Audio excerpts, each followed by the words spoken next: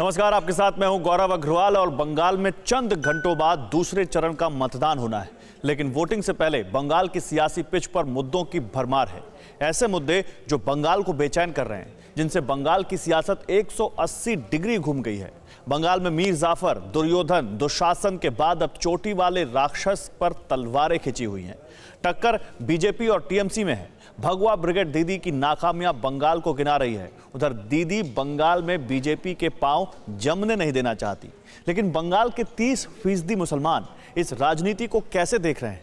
आज M factor के 76वें episode में इसकी टेस्टिंग हावड़ा के उलूबेरिया सीट से करेंगे, जहां 54% से ज्यादा मुसलमान हैं।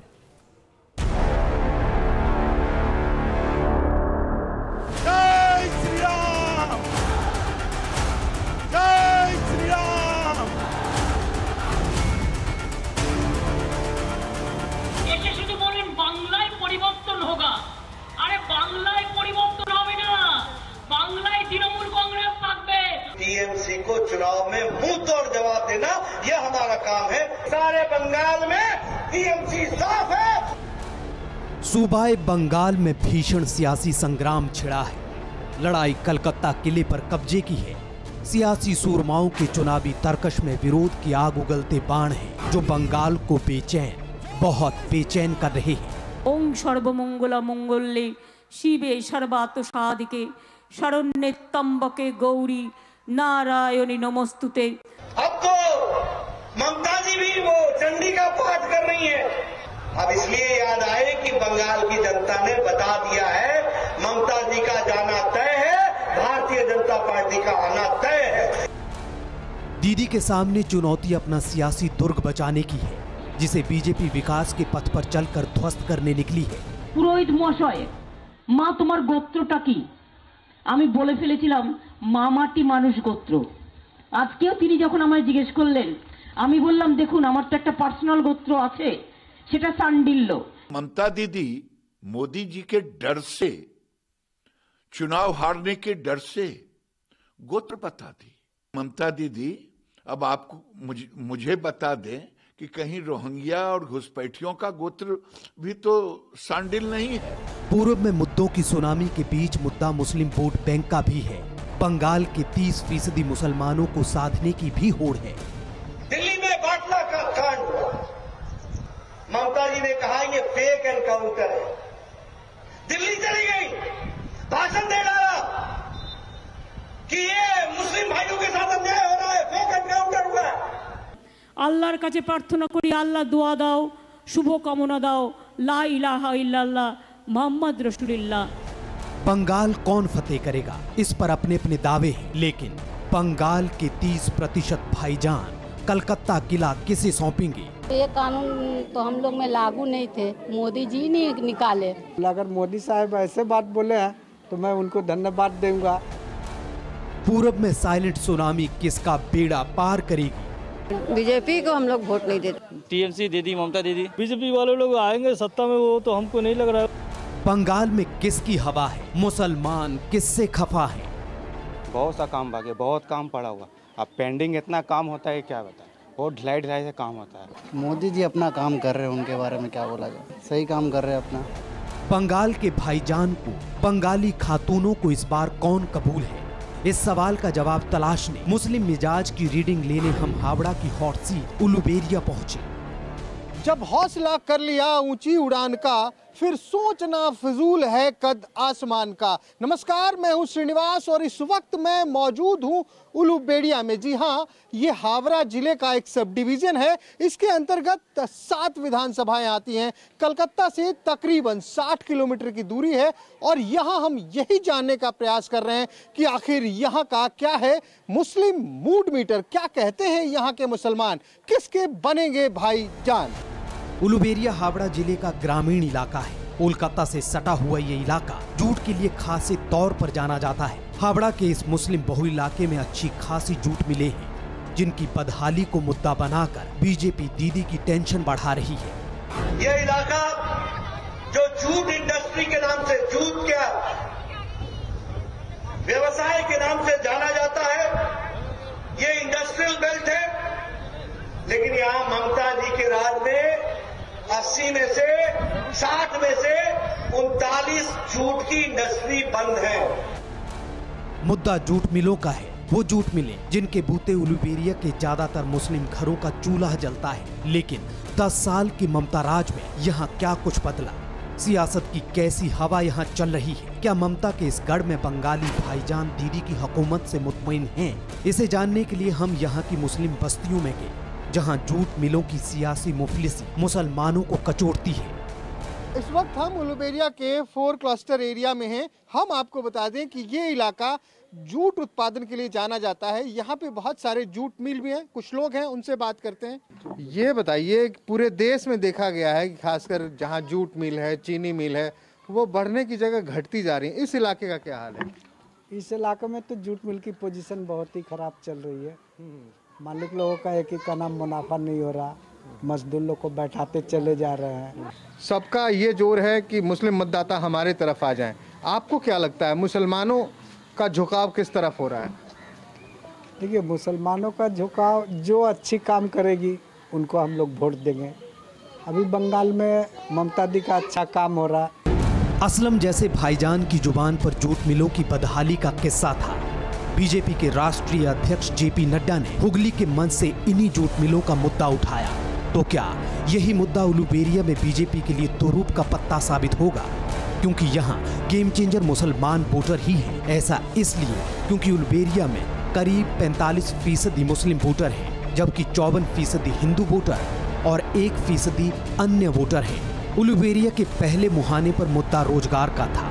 मुद्दा ठप हो चुकी जूट मिलों का था। वैसे बंगाल में विकास के दावों की बहार है, लेकिन क्या उलूबेरिया का विकास हुआ? नहीं हुआ तो कौन करेगा? इस पर यहाँ के दूसरे भाईजान क्या सोचते हैं? इन सवालों के साथ हमने दूसरे मुस्लिम मोहल्लों का रुख किया। अब्दुल्ला भाई बरगद के पेड़ के नीचे बैठे हैं। आपको मालूम है, बरगद के पेड़ के नीचे ही ना भगवान बुद्ध जो थे, उनको ज्ञान प्राप्ति हुई थी। इसलिए मैं भी आपके साथ बैठ गया। और आज भी मुझे ज्ञान प्राप्ति और बेसी हो जाएगा। आज बेसी हो जाएगा। अच्छा, पत्थर तो नहीं चल रहा ना? फिलहाल तो अभी बहुत अच्छा है। ये सब यहाँ हम लोग के बौड़िया में नहीं चल रहा, ये सब नहीं होता, नहीं चल रहा। वह हिंदू है, ये मुस्लिम है, वो मुस्लिम है, बट हम लोग का भी आज तक ऐसा कुछ हुआ नहीं। 30% मुस्लिम मतदाता हैं। जिसकी चाह लेंगे उसकी सरकार बनेगी। तो आपको एक मुसलमान होते ऐसा लगता नहीं कि मुसलमानों को इस्तेमाल किया जा रहा है? नहीं, वैसा बात नहीं। हमारे यहाँ जो जैसे ममता दीदी हो, ये इस्तेमाल नहीं किया। सीपीएम आगे थे, वो इस्तेमाल करते थे, दीदी इस्तेमाल नहीं करती। हम लोग सीपीएम इस्तेमाल करते। हाँ, वो इस्तेमाल किया था, मगर दीदी हम लोग इस्तेमाल नहीं किया। जो हालात बीजेपी के पहले वाले चुनाव में थे 2016 में, अभी 2021 के चुनाव में क्या उनकी शक्ति बढ़ी है? बड़ी हो गई। हमारे यहाँ कोई इफेक्ट नहीं पड़ेगा। आपके यहाँ नहीं पड़ेगा? हमारे यहाँ जहाँ जो काम हो रहा है, यहाँ कोई इफेक्ट पड़ने वाला नहीं है। तो अब्दुल्ला भाई किसके भाईजान बनेंगे? टीएमसी दीदी, ममता दीदी। ममता दीदी के फैन नजर आते हैं, कहते हैं उनके कामों से मैं खुश हूँ। आगे चलते हैं, कुछ और लोग होंगे, उनसे भी जानते हैं कि क्या कहते हैं यहाँ के भाईजान। Uluberia high profile Lok Sabha seat भी है। लोकसभा सीट पर फिलहाल टीएमसी का कब्जा है। यहाँ लगातार 4 दशक तक सीपीएम का लाल झंडा लहराने के बाद साल 2009 में दीदी की पार्टी ने लेफ्ट को उखाड़ फेंका। तब से टीएमसी यहाँ लगातार जीत रही है। हालांकि टीएमसी का वोट शेयर यहाँ घटा है, जबकि बीजेपी का प्रभाव लगातार बढ़ रहा है। ऐसा इसलिए क्योंकि साल 2018 के लोकसभा उपचुनाव में टीएमसी को 61% वोट मिले थे। साल 2019 में टीएमसी का वोट शेयर घटकर 53% हो गया था, जबकि बीजेपी ने साल 2018 के लोकसभा उपचुनाव में 23% वोट हासिल किए थे, जो साल 2019 में बढ़कर 36% हो गए। तो क्या बीजेपी से सीधा आमना सामना होने के बाद ममता की पकड़ उनके मजबूत गढ़ में कमजोर हो रही है? चलिए, इन्हीं गलियों में हम आगे बढ़ते जा रहे हैं। चूंकि हमें ये बताया गया है कि इस इलाके में मुस्लिम आबादी ठीक ठाक है।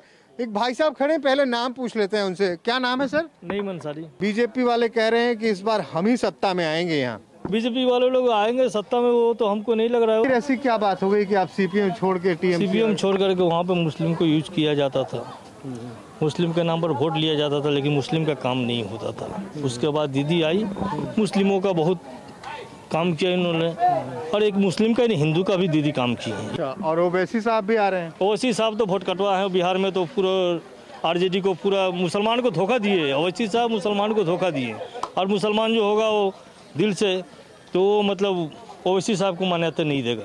चलिए तो नईम भाई कह रहे हैं कि ओवैसी साहब ने मुसलमानों को धोखा दिया है और बंगाल का मुसलमान ओवैसी साहब के धोखे में नहीं आने वाला है।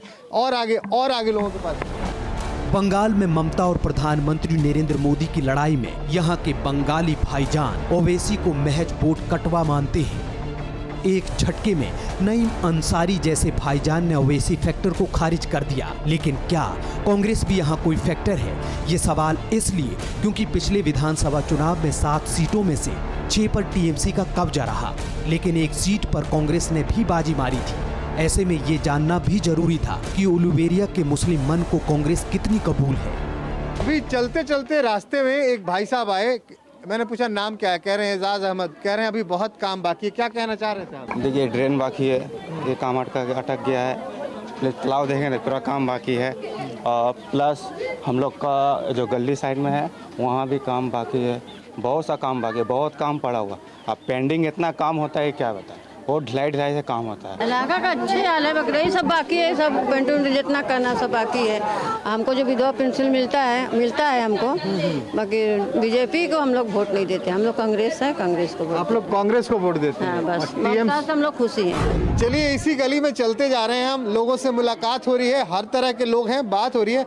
कैसी हैं आप? अच्छे हैं। क्या नाम है आपका? जरीना। मोदी जी का नाम सुना है?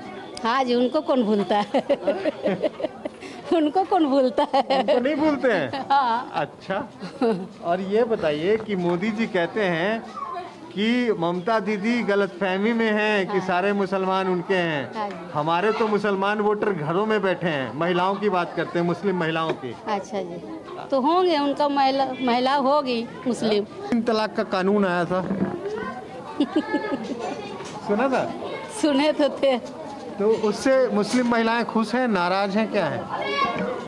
देखो ये सब तो हम लोग के में है नहीं। आपसे पूछ रहे हैं ना, एक आप मुस्लिम महिला हैं। हाँ जी।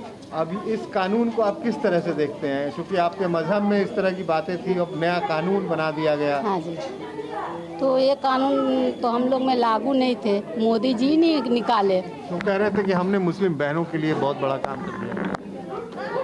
100 बात में एक ही बात है, उनका जो किए वही जानते हैं ना क्या कर रहे हैं। चलिए आगे चलते हैं।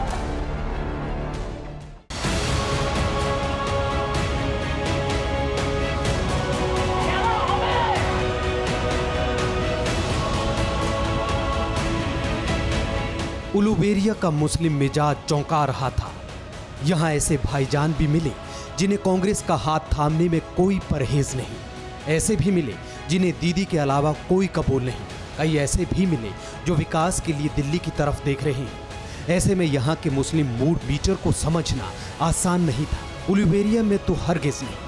खैर, भाईजान के मिजाज की टोल लेते हम वार्ड नंबर 4 पहुंचे, जहां बदहाली बहुत कुछ बयां करने वाली थी। ये बताइए, चुनाव का वक्त आ गया है, क्या सोच रहे हैं नसीम भाई?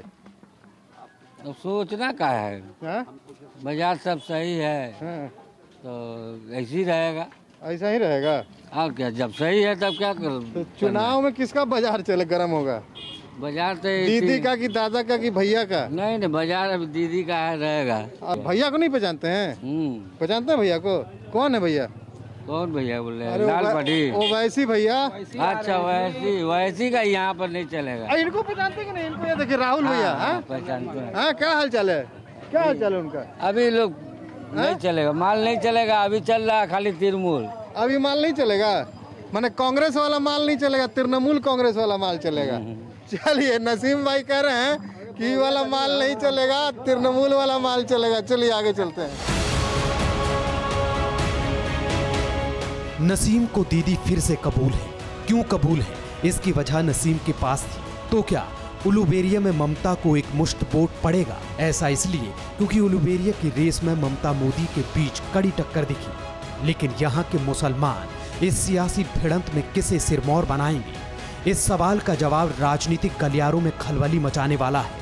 13 रुपए चावल हो गया तो वोट 2 रुपए वाले। दीदी बड़ा लोग बना दिया है। दीदी आपको बड़ा बना दिया? बड़ा बना दिया हमें, बड़ा लोग।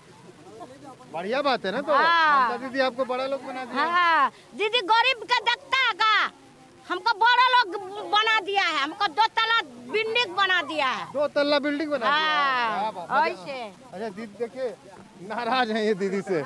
क्या क्या हम बड़ा लोग कार पड़ा है तब तो बोलेगा, हमको कहे ना छोटो कार बना दिया नहीं 2 रुपया किलो, तब ना हम दीदी से बात करती। चलिए ये कह रही हैं कि चावल मुझे 13 रुपए किलो मिलता है, बहुत महंगा है। दीदी पे कटाक्ष भी कर रही है, कह रही है 2 मंजिला मकान बना दिया। नाराज हैं अम्मा। आगे चलिए। तो चाचा इस बार वोट में क्या आलू चॉप कौन खाएगा? जिसका किस्मत होगा वो खाएगा। आपको क्या लग रहा है? हमको अभी क्या बताएंगे हम? हाँ? कोई भी इंसान जाएगा बूथ में तो वहाँ बतलाएगा। बाहर में बहुत कुछ बोलता है आदमी। मतलब बाहर में कुछ बोलता है और अंदर कुछ करता है। अरे बाप, ये तो कुछ और बोल रहे हैं भैया। एक नारा है कि चुपचाप। हाँ चुपचाप एकदम। साइलेंट वोटर है क्या चाचा? एकदम। चलिए आगे। चाचा साइलेंट वोटर हैं, कह रहे हैं चुपचाप। चलिए। उलुबेरिया का मुसलमान बुनियादी मुद्दों पर भी बंटा है, लेकिन बदलाव की दरकार यहाँ के हर मुस्लिम मन में है। बदलाव हालातों में चाहिए, बदलाव बुनियादी सुविधाओं में चाहिए। लेकिन यहाँ हैदर अली जैसे भाईजान भी मिले जिन्हें समझना किसी तिलिस्म से कम नहीं है। सवाल ये भी था कि वायलेंट वोटर के बीच साइलेंट फैक्टर क्या बंगाल में चलेगा। इसकी टोह लेते हम उन गलियों तक पहुंचे जहां कैमरा मुश्किल से पहुंचता है। जो सरकार है उससे मुतमईन है, खुश हैं? खुश भी नहीं है ना खुश भी नहीं है? चल रहा है बस, जैसा चल रहा है। ममता दीदी से खुश हैं? है कुछ काम में खुश है, कुछ काम में नहीं। और मोदी जी से? मोदी जी अपना काम कर रहे हैं, उनके बारे में क्या बोला जाए। आपको कैसा लग रहा है उनका काम? ठीक ही है, वो भी सही काम कर रहे हैं अपना सही काम कर रहे हैं वो। अच्छा, वो अपना सही काम कर रहे हैं। हाँ। ये बताइए कि अगर अजहर भाई से पूछा जाए कि आने वाले चुनाव में अजहर भाई किसके बनेंगे भाईजान?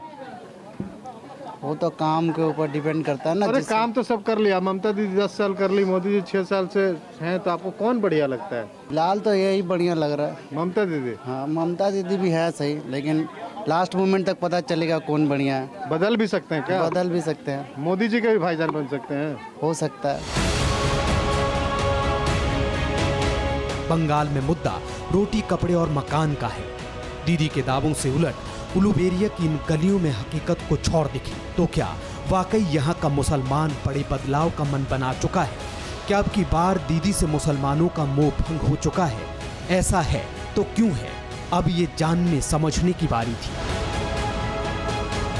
अगले एपिसोड में कहीं और मुलाकात होगी, लेकिन जाते जाते बस यही कहूंगा कि हादसों के डर से क्या मुस्कुराना छोड़ दें, जलजलों के खौफ से क्या घर बनाना छोड़ दें।